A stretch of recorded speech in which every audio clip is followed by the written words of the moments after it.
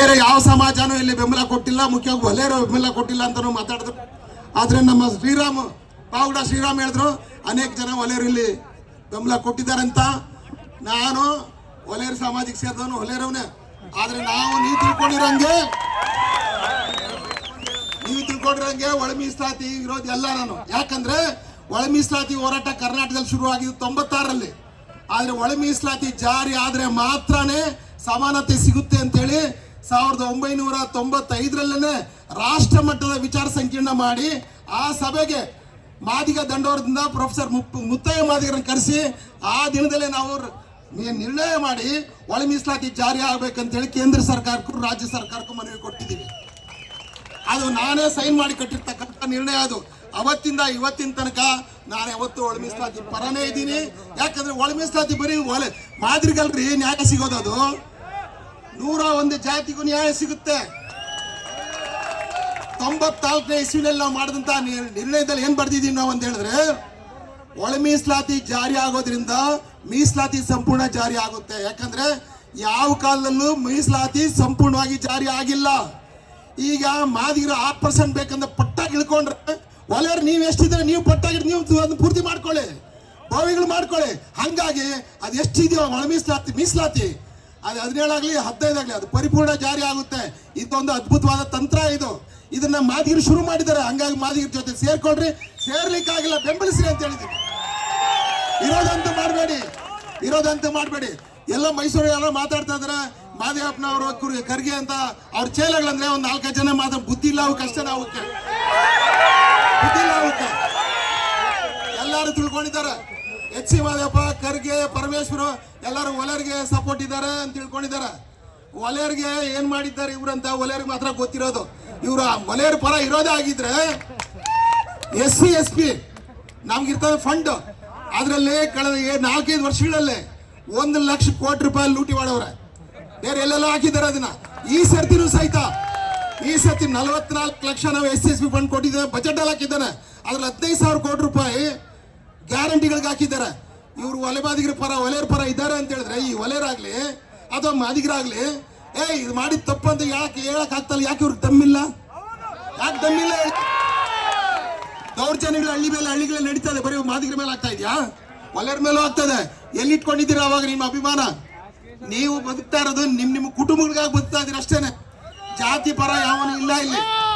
ಅವ್ರವ್ರ ಕುಟುಂಬಗಳಿಗೆ ಮಲ್ಲಿಕಾರ್ಜುನ್ ಖರ್ಗೆ ಏನೋ ಮಾಡ್ತಾ ಇದಾರೆ ಪಿತೂರಿ ಅಂತ ಹೇಳಿದ್ರೆ ಅದು ಅವ್ನ ಮಗನಿಗಾಗಿ, ಅವ್ರ ಅಳಿಯನಿಗಾಗಿ, ಅವ್ರ ಮಗಳಿಗಾಗಿ ಮಾಡ್ತಾರೆ ಅಷ್ಟೇನೆ. ಅವ್ರ ಕುಟುಂಬಕ್ಕೆ ಮಾಡಿದ ತಕ್ಷಣ ನಮ್ಮ ಸಮಾಜಕ್ಕೆ ಮಾಡ್ತಾರೆ ಅಂತ ತಿಳ್ಕೊಬೇಡ್ರಿ. ಖಂಡಿತವಾಗ್ಲೂ ಅದಲ್ಲ ಅದು. ಮತ್ತಿಲ್ಲಿ ಬಹಳ ಮುಖ್ಯವಾಗಿ ನೀವು ಹೇಳ್ಬೇಕ ಅಂತ ಹೇಳಿದ್ರೆ, ನೋಡಿ ಸೋಷಿಯಲ್ ಮೀಡಿಯಾದಲ್ಲಿ ನೋಡಿದಂಥ ಕೆಲವರು ಅನೇಕರು ಇಲ್ಲಿ ಮಾದಿಗರು ಒಲೆಯರ್ ಪರ ವಿರುದ್ಧ ಮಾತಾಡ್ತಾ ಇದ್ದಾರೆ, ಹಂಗಿಂಗಂತೆಲ್ಲ ಮಾತಾಡ್ತಾ ಇದ್ದಾರೆ. ನಾನು ಅದೆಲ್ಲೂ ನೋಡಿದ್ದೀನಿ. ಇವತ್ತು ವಕೀಲ ಅರುಣ್ ಅವ್ರು ಮಾತಾಡಿದ್ದು ಕೇಳಿದ್ದೀನಿ, ಇನ್ನು ಅನೇಕರು ಮಾತಾಡಿದ್ದು ಕೇಳಿದ್ದೀನಿ. ಅದೇ ರೀತಿ ನಮ್ಮ ಮಂದಕೃಷ್ಣ ಮಾದಿಗ ಅವರು ಮಾತಾಡಿದ್ದು ಕೇಳಿದ್ದೀನಿ. ನಾವು ಮಾದಿಗರ ಪರ ಇದ್ದೀವಿ, ನಾವು ಯಾರು ವಿರುದ್ಧ ಅಲ್ಲ ಅಂತ ಹೇಳಿದ್ದಾರೆ. ಬೇಕಾಗಿರೋದು ಇದೇನೆ. ಮಾದಿಗರ ಪರ ಇದ್ದಾರೆ ಅಂದ್ರೆ ಒಲೆಯರ್ ಪರ ಮಾಡ್ರಿ, ಯಾರು ಬೇಡ ಅಂತ ಹೇಳಿದ್ರು? ಬೋವಿಗಳ ಪರ ಮಾಡ್ರಿ, ಯಾರು ಬೇಡ ಅಂತ ಹೇಳಿದ್ರು? ಅಷ್ಟು ಮಾಡೋದು ಆ ರೀತಿ ಮಾಡಿದ್ರೆ ನೀವು ಕಂಪ್ಲೀಟ್ ರಿಸರ್ವೇಶನ್ ಇದೆಯಲ್ಲ ಅದು ಸಂಪೂರ್ಣ ಜಾರಿ ಆಗುತ್ತೆ. ಅದಕ್ಕಿಲ್ಲಿ ಸಿದ್ದರಾಮಯ್ಯ ಅವರು ನಮಗೆ ಮಾನ್ಯತೆ ಕೊಟ್ಟು ಬಂದ್ರೆ ಅವ್ರ ಮರ್ಯಾದೆ ಉಳಿತದೆ. ಇಲ್ಲ ಏನೋ ನೆಪ ಹೇಳಿ ಕುಂಟ ನೆಪ ಹೇಳಿ ಯಾರನ್ನ ಕಳಿಸ್ತೀನಿ ನಾ ಬರೋದಿಲ್ಲ ಅಂತ ಹೇಳಿದ್ರೆ ನೀವು ಬರೋದೇ ಬೇಡ. ಸದ್ಯಕ್ಕೆ ನಾವು ಇಲ್ಲಿ 4-5 ದಿನ ಕೂತ್ಕೊಳ್ಳೋಷ್ಟು ಮಟ್ಟಿಗೆ ನಾವು ತಯಾರಿಂದ ಬಂದಿಲ್ಲ. ತಯಾರು ಆಗೋಣ, ಹಂತವಾಗಿ ಎತ್ಕೊಳ್ಳೋಣ. ಮೊದಲು ನಮ್ಮ ಸ್ವಾಮೀಜಿಗಳು ಮತ್ತು ನಾಯಕರು ಅದು 55 ಜನ ಫಸ್ಟ್ ನಾವು ಸ್ಟಾರ್ಟ್ ಮಾಡೋಣ. 50, 500 ಆಗುತ್ತೆ, 500, 5,000 ಆಗುತ್ತೆ, 5,000, 50,000 ಆಗುತ್ತೆ. ಅದು 1 ತಿಂಗಳಾಗ್ತೋ, 2 ತಿಂಗಳಾಗ್ತೋ, 1 ವರ್ಷ ಆಗುತ್ತೋ. ಈ ಒಂದು ಪ್ರಕ್ರಿಯೆಯಲ್ಲಿ ಉಳಿದೆಲ್ಲರನ್ನೂ ಸಹಿತ ನಾವು ಜಾಗೃತಿ ಮಾಡೋಣ, ಎಜುಕೇಟ್ ಮಾಡೋಣ. ಒಳ ಮೀಸಲಾತಿ ಯಾರ ವಿರುದ್ಧನೂ ಇಲ್ಲ. ಅದು ಸಂವಿಧಾನದ ಪರ ಇದೆ, ಸಂವಿಧಾನಕ್ಕೆ ಬದ್ಧವಾಗಿದೆ. ಸಂವಿಧಾನ ಏನ್ ಹೇಳಿದೆ ಒಳಗಡೆ ಆ ಸಂವಿಧಾನ ತಕ್ಕಂಗೆ ಇದೆ ಅದು. ಇದ್ರ ಬಗ್ಗೆ ನಾನು ಅನೇಕ ವೇದಿಕೆಗಳಲ್ಲಿ ಮಾತಾಡಿದ್ದೀನಿ, ಪುಸ್ತಕಗಳು ತಂದಿದ್ದೀನಿ, ಬರೆದಿದ್ದೀನಿ.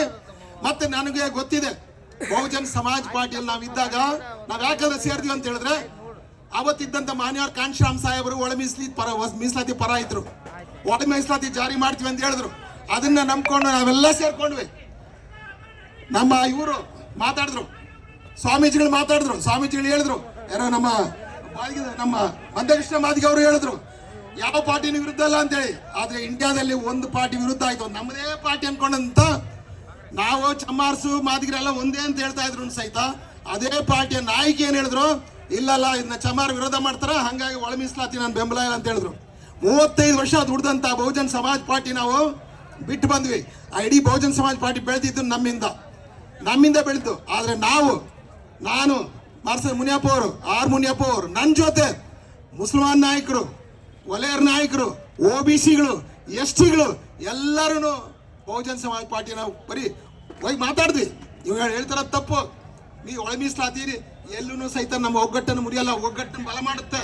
ಆ ಸಂವಿಧಾನ ವಿರುದ್ಧ ಇಲ್ಲ, BSP ವಿರುದ್ಧ ಇಲ್ಲ, ಚಮಾರ್ ವಿರುದ್ಧ ಇಲ್ಲ.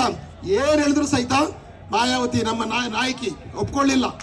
ಆವಾಗ ನಾವು ಒಂದೇ ದಿನದಲ್ಲಿ ತೀರ್ಮಾನ ತಗೊಂಡು ಅಷ್ಟು ಜನ BSP ಬಿಟ್ವಿ, ಬಹುಜನ್ ಸಮಾಜ್ ಪಾರ್ಟಿ ಬಿಟ್ಟು ಹೊರಗೆ ಬಂದ್ವಿ ನಾವು.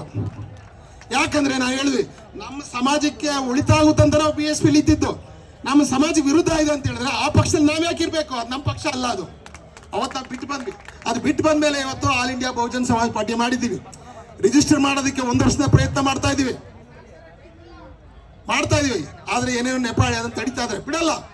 ಆದ್ರೆ ನಾನು ಇಲ್ಲಿ ವಿನಂತಿ ಮಾಡ್ಕೊಳ್ತೇನೆ ಅಂದ್ರೆ ಈ ಹೋರಾಟ ಹಂತ ಮುಂದೂಡಬೇಕು. ಇದಕ್ಕೆ ಸಂಪೂರ್ಣವಾಗಿ ನಮ್ಮ ಬೆಂಬಲ ಇರುತ್ತೆ. ಸಿದ್ದರಾಮಯ್ಯನವರು ಅಲ್ಲಿ ಬಾರ್ದ ನಿಯೋಗ ಕರೀತಾ ಇದ್ದಾರೆ. ನಿಯೋಗಕ್ಕೆ ನಾಯಕರು ಯಾರು ಹೋಗ್ಬಾರ್ದು ಅಂತ ಹೇಳಿ ನಾನು ವಿನಂತಿ ಮಾಡ್ಕೊಳ್ತಾ ಇದ್ದೀವಿ. ಜೈ ಭೀಮ್, ಜೈ ಭಾರತ್.